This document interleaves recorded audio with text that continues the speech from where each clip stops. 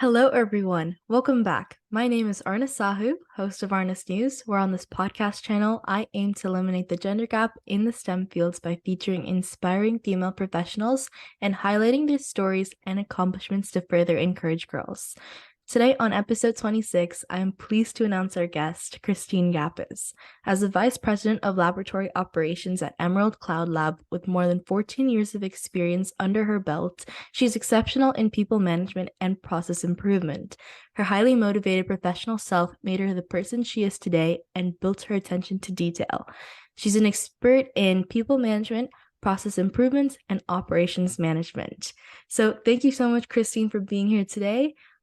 Before we dive into the questions, would you like to introduce yourself? Yeah, sure. And thanks that introduction was perfect. But to add to it, hi everyone. Again, my name is Christine Gapuz. As Arna mentioned, I'm the Vice President of Laboratory Operations at Emerald Cloud Lab here in South San Francisco. I've been here for about 1 year, and I oversee all of laboratory operations here. I guess if you wanted to go a little more into it, so my department oversees three different teams, which is operations, inventory, and technical training. The operations team is a very large team. It's actually the biggest team here at Emerald. And they work 24/7 in a highly automated laboratory, which uses integrated software to carry out all aspects of daily lab work for our customers. And in addition to that, as I mentioned, we have the inventory and technical training team as well. So it's a very large group. And we work cross-functionally and interface with many teams, such as the sales, scientific, and engineering teams, on a daily and weekly cadence as well, in order to do things such as maintain and qualify equipment, support system improvements and upgrades, and assist in investigating issues. And overall, we just need to be able to accommodate to the changing priorities here. Yeah, so this kind of leads to my next question, which is tell us a bit about your career path. Yeah, of course. So I guess as a disclaimer, my career path has not been linear, but it's all worked out in the end. So I guess since it's not linear, like I said, just bear with me. So I don't know if you have any local followers there, but I'm local. As I mentioned, I attended school here in San Jose. I was part of the East Side Union School District. So after high school, I graduated from Independence. I didn't have much guidance on what to do, but nonetheless, I chose a major based on what I was good at. So at the time, I knew just from classes that I was good at chemistry, biology, and math. So that kind of translated naturally into a biochemical engineering major. I went to UC Davis for this. And at the end of my college career, I kind of realized that this was not really the role for me. I didn't know what the major was going to be and what kind of jobs would come of that major. So I knew that I didn't want to pursue kind of what a chemical engineer is. And I guess you could say in a strange way, it kind of worked out because at the time that I graduated, we were in a recession and there weren't a lot of jobs.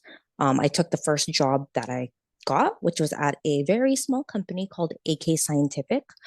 And let me tell you, my job was just packing chemicals.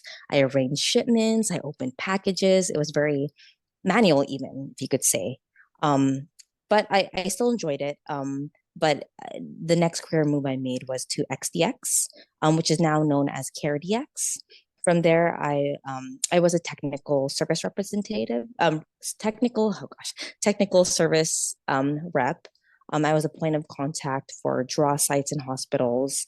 I also physically received patient samples and did a lot of data entry. Um, and then I guess this is where my career kind of got moving a little more is when I moved to Monogram Biosciences, which is owned by LabCorp. So from there, I started as a lab tech. I advanced to a senior lab tech, and then I cross-trained in different departments. And eventually, I became a technical lead and manager. And at this time, I kind of saw that I wanted to pursue sort of the management route. So I decided to get my MBA, which I did at Pepperdine. Um, and yeah, I did it while I was working as well. So it was a tough time, but it was very worth it to kind of get that under my belt.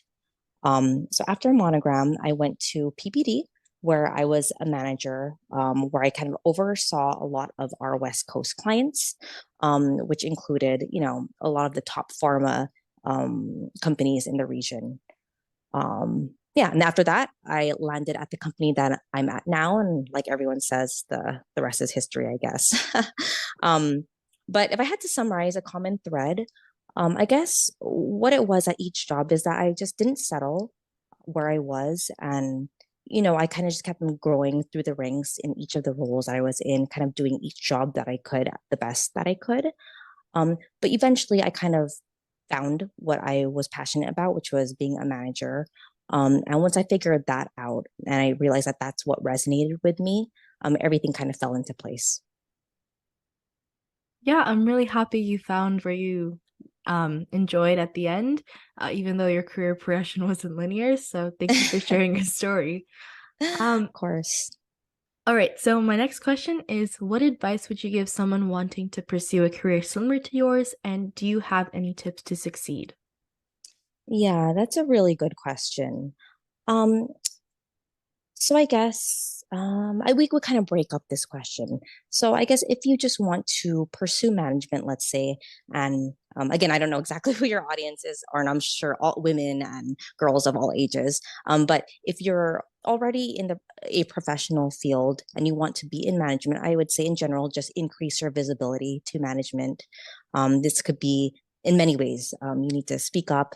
I don't know, take initiative, seek out additional responsibilities, ask for help, with the assumption that people do want to help you. I feel like that always helped me because I was always scared to ask for help.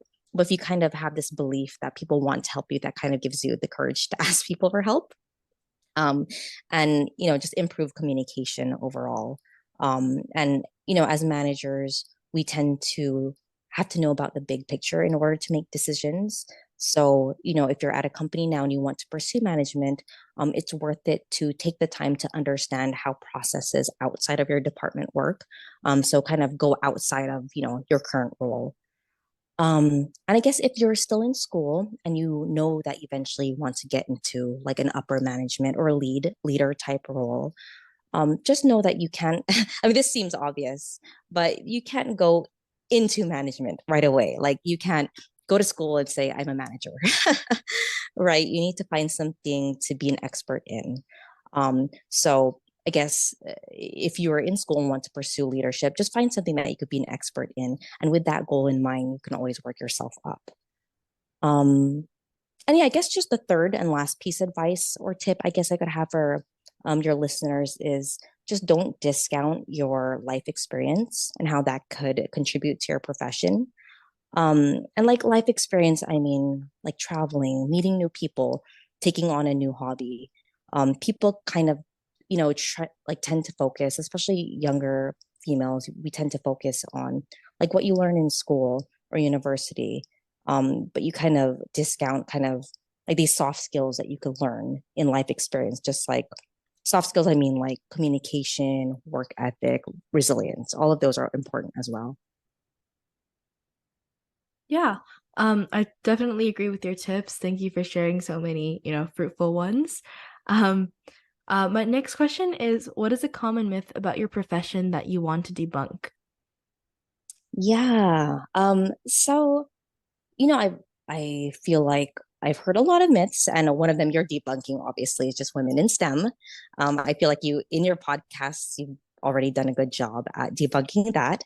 But something specific to me that I want to debunk is I've heard that in management, and if you want to become a leader, that you can't be nice or likable or kind, and that people won't respect you. That's something I've heard a lot, honestly. And I feel like there's a lot of people to this day that believe that. I guess I just want to put it out there that, I mean, there's no evidence to that, right? There's no studies to prove that. But there are studies that prove that people leave jobs, they leave their companies because of lack of connection with their boss. Um, so, I mean, I'm not saying to be a pushover, but if you're naturally nice like me, I just would say, like, don't let that stop you from pursuing management. It's possible. it's harder, honestly. Sometimes it's easier just to be mean.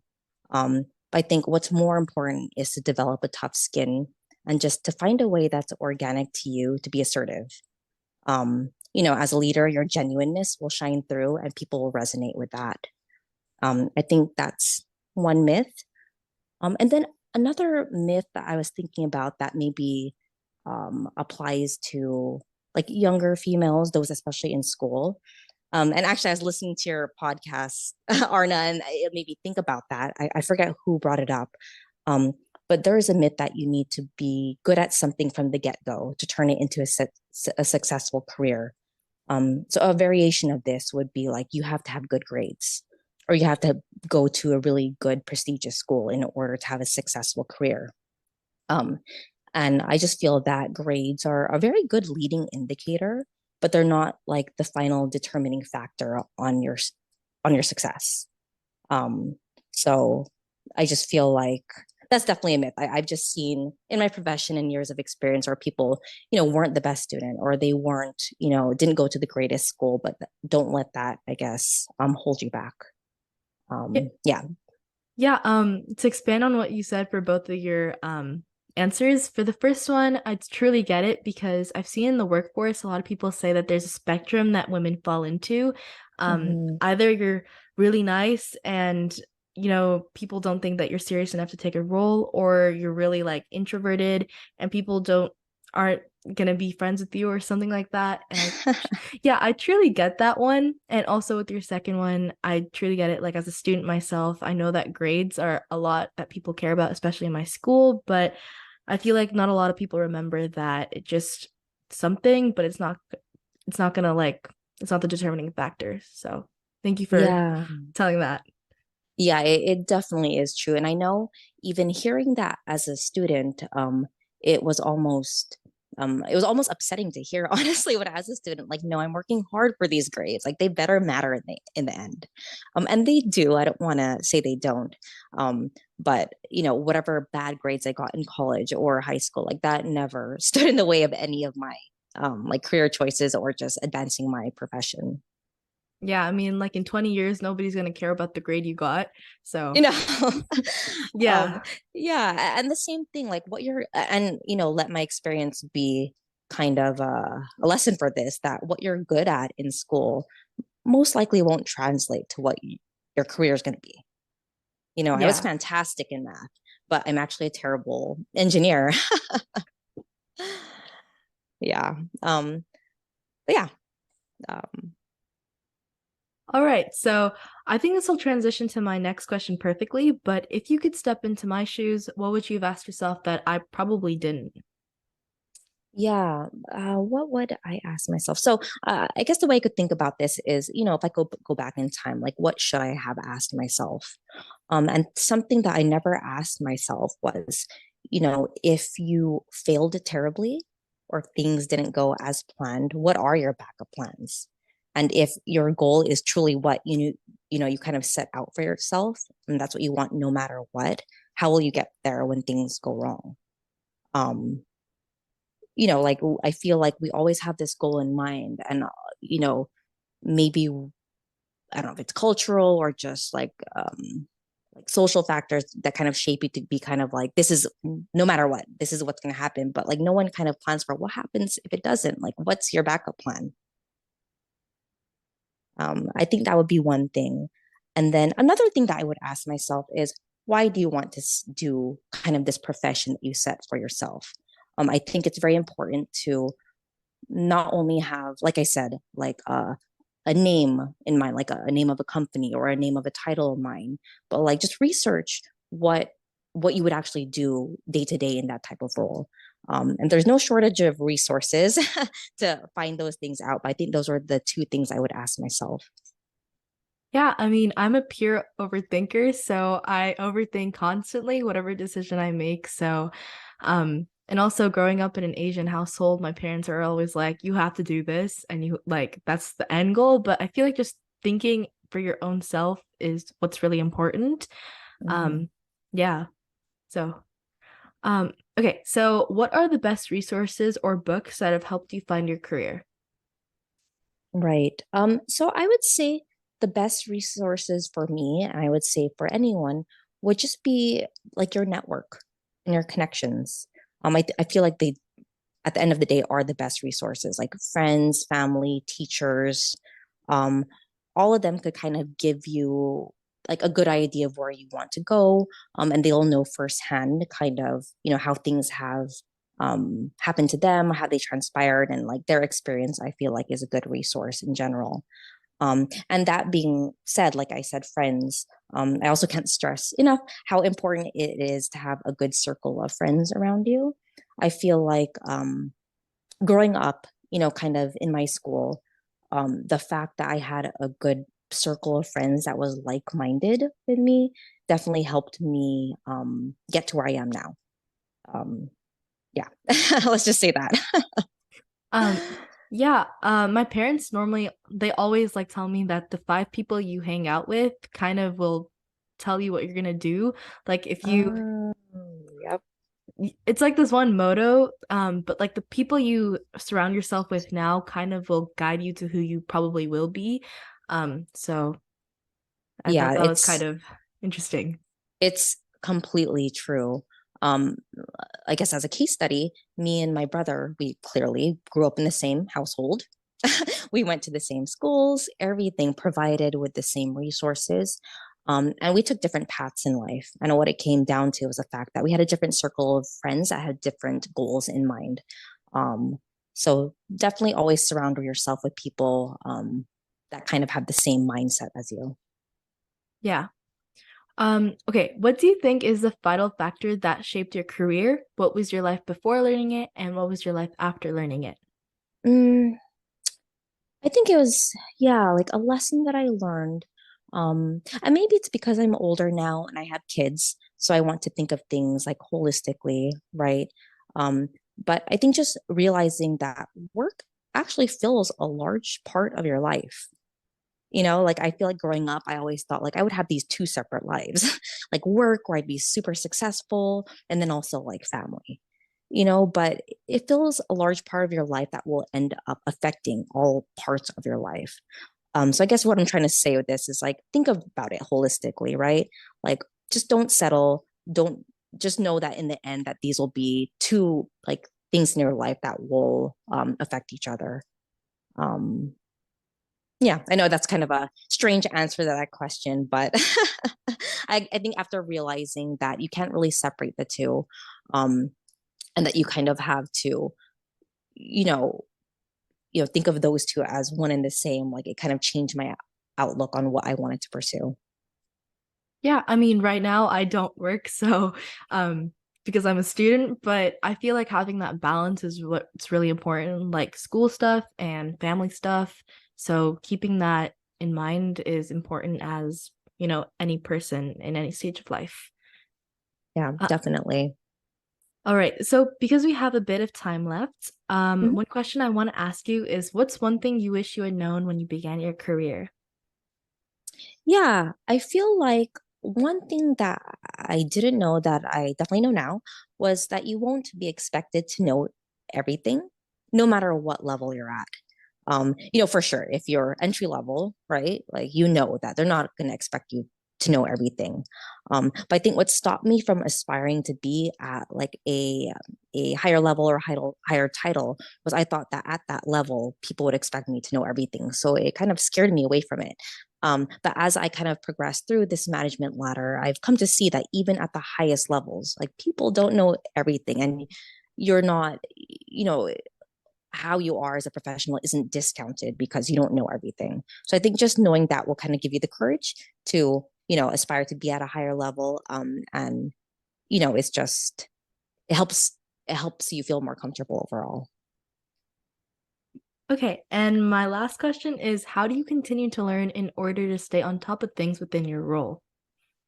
Yeah, I think it's very important to be kind of self-reflective, and just like never stay comfortable, right? If you get comfortable, like comfort is a terrible indicator of success, right? If you're comfortable, you're not learning.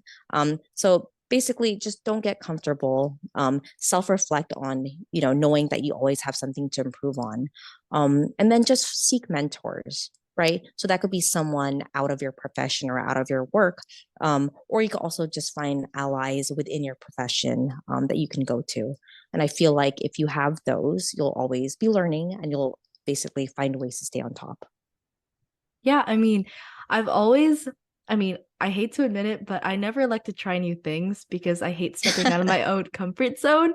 So, I mean, before quarantine and before like I entered high school, I never liked trying new things. Like I always stuck to what I was doing. I was so stubborn in that way. And Mm-hmm. now I've understood that, stepping out of your comfort zone is one of the only things that will help you learn. So, Yes.